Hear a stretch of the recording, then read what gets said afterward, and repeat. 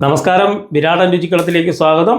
Navaratri sweets സീരീസിലെ രണ്ടാമത്തെ സ്വീറ്റാണ് ഇന്ന്. ഇത് ഞാൻ വിനോദാണ്, കൂടെ പങ്കാളി രാധികയുണ്ട്. പങ്കാളി ഇന്ന് നല്ല സന്നാഹങ്ങൾ ഒരുക്കിയിട്ടുണ്ടല്ലോ. ഇന്ന് ഏത് ഡിഷാണ് ഇന്ന്? ഇന്നത്തെ സ്വീറ്റിന്റെ പേര് കലാകന്ദ്. ഓ, കലാകന്ദ്. ഇത് എവിടെയുള്ളതാ? ഇത് ഉത്ഭവിച്ചത് രാജസ്ഥാനിലാണ്. ഇന്നിപ്പം ഇന്ത്യ മുഴുവനും നമ്മൾ ഉപയോഗിക്കുന്ന നവരാത്രിക്ക് ഉപയോഗിക്കുന്ന ഒരു സ്വീറ്റ് ആണ്. അതായത് സിമ്പിൾ, രണ്ട് ഇൻഗ്രീഡിയൻസ് മതി. ഒന്ന് പാലും പിന്നെ കണ്ടൻസ് മിൽക്കും. ഇതുകൊണ്ടാണ് നമ്മുടെ മിൽക്ക് കേക്കിനോടൊക്കെ നല്ല സാദൃശ്യമുള്ള ഭയങ്കര ടേസ്റ്റി ആയിട്ടുള്ള സ്വീറ്റ് ആണ്. ഇതെന്താ റോസാപ്പൂ? അത് ഗാർണിഷ് ചെയ്യാൻ നമ്മള് റോസാപ്പൂ ഉപയോഗിക്കും. ഒരു 7 അതൾ നമുക്ക് വേണം. ഓക്കെ, അപ്പൊ നേരെ നമ്മള് തുടങ്ങുമല്ലേ? കലാകന്ദ് ഉണ്ടാക്കാൻ നമുക്ക് 1.5 ലിറ്റർ പാല് വേണം കേട്ടോ. അത് ഫുൾ ഫാറ്റ് പാലായിരിക്കണം, കൊഴുപ്പ് കളയാത്ത പാല്. അതിലെ 1 ലിറ്റർ പാല് നമ്മൾ ആദ്യം ഒരു പാൻ വെച്ചിട്ട് നമ്മളത് പിരിച്ചെടുക്കാൻ പോവുകയാണ്. അതായത് എന്താ അതിന് പറയുന്നത്, നാരങ്ങ നീരൊക്കെ ഒഴിച്ച് പനീർ ഉണ്ടാക്കാൻ പോവാണ്. അപ്പം ആദ്യം ഞാൻ ആ 1 ലിറ്റർ കൊഴുപ്പുള്ള പാല് തന്നെ വേണം കേട്ടോ ഇതിന് ഒഴിച്ചു കൊടുക്കുകയാണേ. ഇനി അതൊന്ന് തിളയ്ക്കട്ടെ. അതെ, കലാകന്ദ്. ഇപ്പം പാല് നമ്മുടെ തിളച്ച ശേഷം ഞാനിവിടെ അത് പിരിക്കാനായിട്ട് നമ്മൾ 2 ടീസ്പൂൺ നാരങ്ങ നീരാണ് എടുത്തു വെച്ചിരിക്കുന്നത്. നമ്മൾ പനീർ ഉണ്ടാക്കാൻ പോവുകയാണേ. നാരങ്ങ നീര് ഡയറക്റ്റ് ആയിട്ട് ഒഴിക്കാൻ പാടില്ല. അപ്പോൾ ഇത് പനീർ റബ്ബറി ആയിപ്പോ. അപ്പോൾ അതിന് തുല്യ അളവില് വാം വാട്ടർ, ചൂടുവെള്ളം ഞാൻ എടുത്തു വെച്ചിട്ടുണ്ട്. അപ്പൊ ഇത് രണ്ടും കൂടെ മിക്സ് ചെയ്തിട്ടായിരിക്കും ഞാൻ ഇത് തിളച്ച് കഴിയുമ്പോൾ ഒഴിക്കാൻ പോകുന്നത്. ഇല്ല, തിളച്ചതിന് ശേഷം മാത്രം ഒഴിച്ചാൽ മതി. അതെ, നമ്മുടെ പാല് തിളച്ച് തുടങ്ങിയിട്ടുണ്ട്. ഇനി നമ്മൾ ഇതിനെ ലോ ഫ്ലെയിമിലേക്ക് ആക്കുക, കാരണം നമ്മൾ പിരിക്കാൻ പോവുകയാണേ.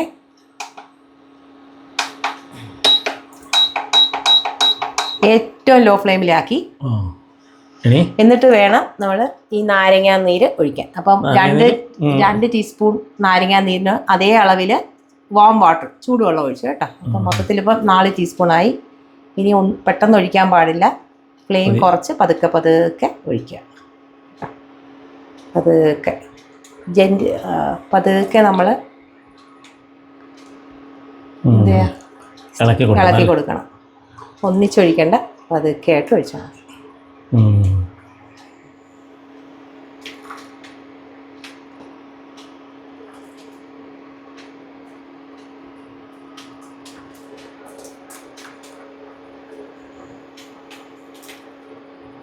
പതുക്കെ പിരിഞ്ഞു തുടങ്ങിയിട്ടുണ്ട്.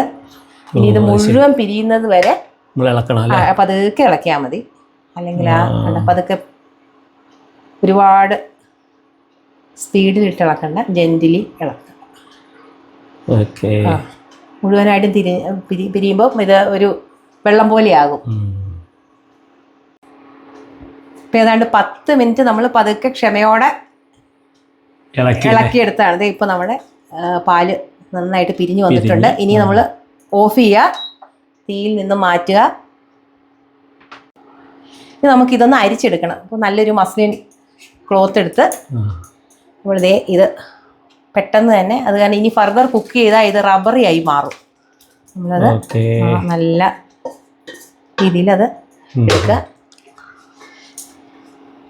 ഇനി നമ്മളതിൻ്റെ ചൂട് കുറയ്ക്കണം. ഇനി കുക്കിംഗ് ഇപ്പം നമുക്കിത് അവസാനിപ്പിക്കണം. അപ്പം നമ്മൾ എന്താ ചെയ്യേണ്ടതെന്ന് പറഞ്ഞാൽ,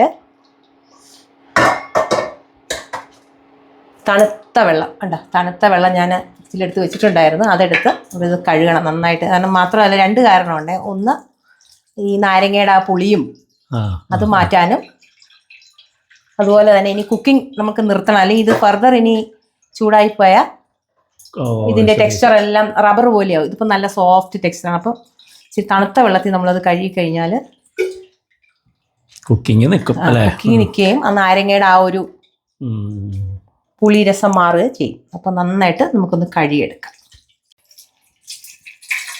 തണുത്ത വെള്ളത്തിൽ നന്നായിട്ട് കഴുകി ഇനി അതൊന്ന് വെള്ളം പോകാനായിട്ട് അതവിടെ ഇരിക്കട്ടെ. ചുറ്റി കെട്ടി വെക്കണം. കെട്ടി വെച്ചില്ലെങ്കിലും കുഴപ്പമില്ല, കാരണം അതിന്റെ ഷേപ്പ് ഇങ്ങനെ തന്നെ നമുക്ക് പൊടിച്ചെടുക്കാനുള്ളത് തന്നെയല്ലേ. അപ്പൊ ഇതിങ്ങനെ ഇരുന്നോട്ടെ. ഇതാണ് ശരിക്കും പനീർ ഉണ്ടാക്കിയാണ് നമ്മൾ ചെയ്തത്. അപ്പം വേണമെങ്കിൽ നമുക്ക് ഫ്രഷ് പനീർ ഉപയോഗിക്കാം, പക്ഷേ ഇത്രയും നല്ല കലാക്കന്ത് കിട്ടത്തില്ല. ശരി. അപ്പൊ ഇനി അത് 2 മിനിറ്റ് അവിടെ റെസ്റ്റ് എടുക്കട്ടെ. ആ വെള്ളമൊക്കെ ഒന്ന് പോയാൽ മതി. ഒത്തിരി നമ്മുടെ പനീർ അതിന്റെ വെള്ളം പോകുന്ന സമയം കൊണ്ട് നമുക്ക് ഒരു ട്രേ, അതായത് നമുക്ക് ഈ കലാക്കന്ത് ഒഴിച്ചു വെക്കാനുള്ള ട്രേ ഒന്ന് നെയ്യ് ഒഴിച്ച് ഒന്ന് നെയ്യ് തേച്ച് വെക്കാം. ഇതിപ്പോ 1 ടേബിൾ സ്പൂൺ നെയ്യാട്ടോ ഞാൻ ഉപയോഗിക്കുന്നത്. അത് അല്ലെങ്കിൽ നമുക്ക് പിന്നെ അത് ഇളകി വരാനൊക്കെ പാടായിരിക്കും. 1 ടേബിൾ സ്പൂൺ നെയ്യ് എടുത്ത് നല്ലപോലെ ഈ ട്രെയിലേക്കാട്ടോ നമ്മൾ ഇത് ഉണ്ടാക്കി ഒഴിച്ച് വെക്കാൻ പോകുന്നത്. ഇപ്പൊ വൃത്തിയായിട്ട് നട്ട്സ് എല്ലാം കൂടെ ഒന്ന് ചോപ്പ് ചെയ്ത് വെക്കാം. ഓക്കെ, അപ്പൊ അത് ഞാൻ ചെയ്യാം. ഓക്കെ, 10 ആൽമണ്ടാണ് എടുത്തേക്കുന്നത് കേട്ടോ. ചെറുതായിട്ട് നമുക്ക്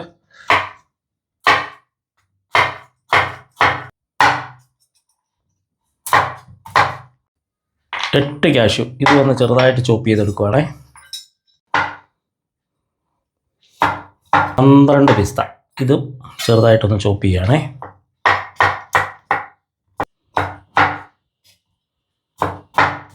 ഡെക്കറേറ്റ് ചെയ്യാനാണ് കേട്ടോ. ഇത് നാടൻ റോസിൻ്റെ ആണേ. ഈ കലാക്കന്ത് ഉണ്ടാക്കാൻ പോവാണേ. അപ്പൊ ആദ്യം നമ്മൾ ആ 1 ലിറ്റർ പാല് വെച്ചിട്ടാണ് പനീർ ഉണ്ടാക്കിയത്. ഇനി ബാക്കി 1/2 ലിറ്റർ ഒരു പാൻ വെച്ച് നമ്മൾ അതിനകത്ത് ഒഴിക്കുകയാണ് കേട്ടോ. അപ്പോൾ മൊത്തം ഈ കലാക്കന്ത് ഉണ്ടാക്കാൻ നമ്മൾ എടുക്കുന്നത് 1.5 ലിറ്റർ പാലാണ്. അതിൽ 1 ലിറ്റർ കഴിഞ്ഞു. ഇതിപ്പോൾ 1/2 ലിറ്റർ. ഇനി ഒന്ന് തിളക്കട്ടെ. ഇത് നമ്മളൊന്ന് ചെറിയ തീയിലിട്ട് ഒന്ന് വറ്റിക്കണം. ഇത് 10-12 മിനിറ്റ് എടുക്കും. ഒരു 10 മിനിറ്റോളം 10 മിനിറ്റ് ആയിട്ടുണ്ട്. നമ്മുടെ ഈ പാല് 1/2 ലിറ്റർ പാല് 10 മിനിറ്റ് ആയിട്ടുണ്ട്. ചെറുതായിട്ടൊന്ന് കുറുകി വന്നിട്ടുണ്ട്.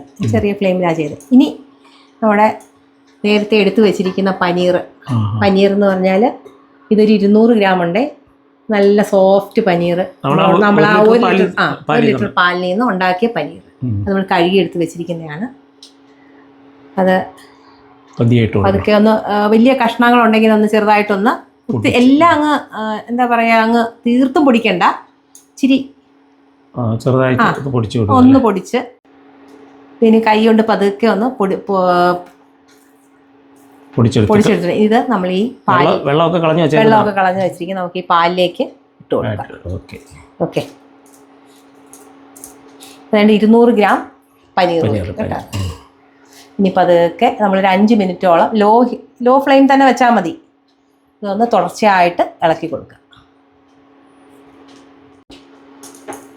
5 മിനിറ്റ് ആയിട്ടുണ്ട്. ഇനി നമ്മൾ തിക്കായി അല്ലേ? തിക്കായിട്ടുണ്ട്. ഇനി condensed milk 400 gram condensed milk low flame തന്നെ വെക്കുക. നമ്മൾ കണ്ടൻസ്ഡ് മിൽക്ക് ചേർക്കുകയാണേ. അപ്പം ഇപ്പോൾ നമ്മളിവിടെ ചേർത്തത് ഏതാണ്ട് 1/2 ലിറ്റർ പാലും ഒരു 200 ഗ്രാം പനീറും പിന്നെ ഇപ്പോൾ 400 ഗ്രാം കണ്ടൻസ്ഡ് മിൽക്കും. ഫ്ലെയിം നമ്മൾ 400 ഗ്രാം കണ്ടൻസ്ഡ് മിൽക്ക് ഒഴിച്ചു കഴിഞ്ഞ് ഇനി പതുക്കെ ഏതാണ്ട് ഒരു 15 മിനിറ്റോളം നമുക്കിത് ചെറിയ ഹീറ്റിൽ ഇളക്കണം. കാരണം ഈ കണ്ടൻസ്ഡ് മിൽക്ക് ഒഴിച്ചു കഴിഞ്ഞാൽ അടിക്ക് പിടിക്കാനുള്ള സാധ്യത കൂടുതലാണേ. അപ്പോൾ ശ്രദ്ധിച്ച് ലോ ഫ്ലെയിമിൽ കുറച്ച് സമയം വേണം ഇതിന്. 5 മിനിറ്റ് ആയി. ഇപ്പോൾ ഇതേ പതുക്കെ കുറുകി തുടങ്ങിയിട്ടുണ്ട്. ഇനി ഒരു 5 മിനിറ്റ് കൂടെ വേണ്ടി സൈഡൊക്കെ ഒന്ന് വിട്ട് വരണം. ഓക്കെ, ഇനി നമ്മൾ ശ്രദ്ധിച്ച് വേണം ഇനി ഇളക്കാൻ കേട്ടോ. കാരണം നമ്മൾ കണ്ടൻസ് മിൽക്കാണ് ഒഴിച്ചിരിക്കുന്നത്. അടിക്ക് പിടിക്കാനുള്ള സാധ്യതയുണ്ട്.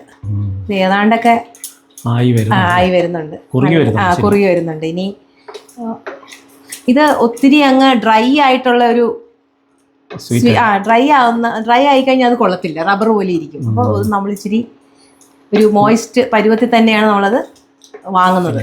ഫിനിഷ് ചെയ്യുന്നത്. ഏതാണ്ട് നമ്മുടെ കലാക്കന്ത് സൈഡിൽ നിന്നൊക്കെ വിട്ടു വന്നിട്ടുണ്ട്. ഇനി ഫ്ലേവറിന് വേണ്ടിയിട്ട് ഇതേ 1/2 ടീസ്പൂൺ ഏലക്ക, അതായത് 4 ഏലക്ക കേട്ടോ. കാരണം ഇതിനൊന്നും ഏലക്കയുടെ രുചി മുന്നോട്ട് നിൽക്കണ്ട.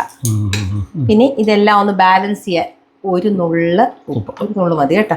എല്ലാം ഒന്ന് എൻഹാൻസ് ചെയ്യാനാണ് നമ്മൾ ഉപ്പ് ഉപയോഗിക്കുന്നത്.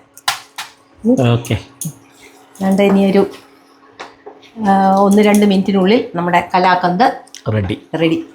സൈഡിൽ നിന്ന് നമ്മൾ സ്പാച്ചിൽ വെച്ചിങ്ങനെ നോക്കുമ്പോൾ കണ്ടോ അത് പതുക്കെ വന്ന് കൂടാവുള്ളൂ. അത് അതിൻ്റെ ആ പരുവം കേട്ടോ. അരിയിൽ നിന്നൊക്കെ വിട്ട് വന്നിട്ടുണ്ട്. 2 മിനിറ്റ് കൂടെ ഇരിക്കട്ടെ.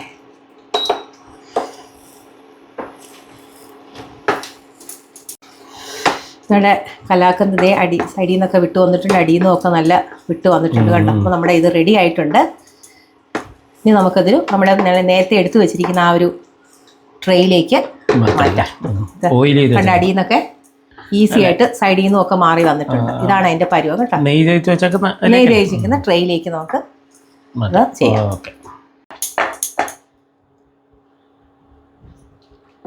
നമ്മൾ ബേക്കിംഗ് ട്രേയിലേക്ക് ഗ്രീസ് ചെയ്ത് വെച്ചിരിക്കുന്ന ട്രേയിലേക്ക് മാറ്റുക കേട്ടോ. നമുക്ക് നോക്കാം ചിലപ്പോൾ ഇത്രയും പോർഷൻ വേണ്ടി വരില്ല. നോക്കാം. നമ്മുടെ കലാക്കന്ത് ഇത് നന്നായിട്ട് ഞാനിവിടെ സെറ്റ് ചെയ്തുകൊണ്ടിരിക്കുകയാണ്. ഈ നേരത്തെ നമ്മൾ ആ അരിഞ്ഞ് വെച്ചിരിക്കുന്ന ബദാം എത്രയായിരുന്നു? 10 അല്ലേ? 10 ബദാം എല്ലാം നമ്മളിങ്ങനെ നമ്മുടെ ഇഷ്ടത്തിന് ചെയ്യാം. ചെറിച്ചായിക്കോട്ടെ, വല്ല ക്യാഷിനിട്ട്. ഓക്കെ,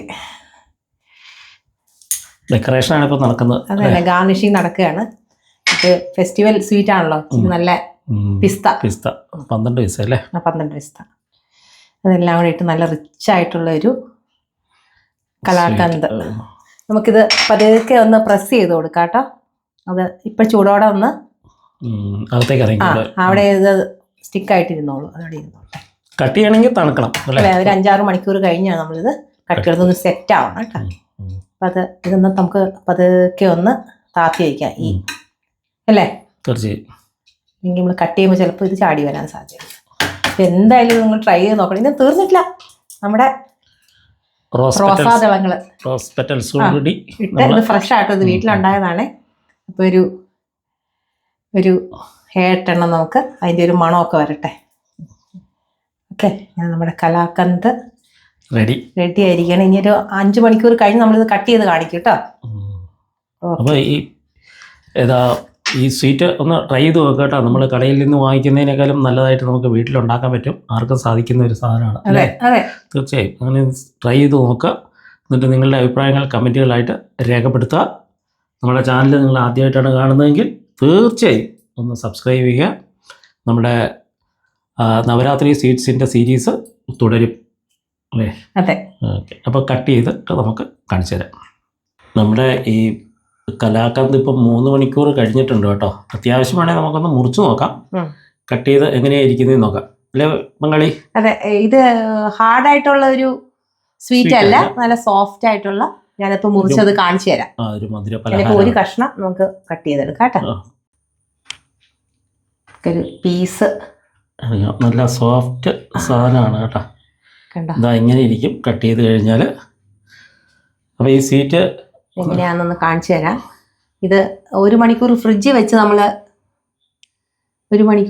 വെച്ചിട്ട് എടുത്താൽ കുറച്ചുകൂടെ കട്ടിയായിട്ടിരിക്കും അല്ലേ? നല്ല സോഫ്റ്റ് ആയിട്ടുള്ള ഒരു സ്വീറ്റാണ് നമ്മുടെ. അപ്പോൾ ഈ റെസിപ്പി എന്താണേലും ഒന്ന് പരീക്ഷിച്ച് നോക്കുക. നല്ല ടേസ്റ്റുള്ള സാധനമാണ്. കഴിച്ചിട്ട് എങ്ങനെയാണെന്ന് പറഞ്ഞു. നല്ല ടേസ്റ്റാണ്. അപ്പം ഈ വീഡിയോ ഇവിടെ അവസാനിപ്പിക്കുകയാണ്. അടുത്ത നവരാത്രി സ്വീറ്റുമായിട്ട് വരുന്നവരെ എല്ലാവർക്കും നന്ദി.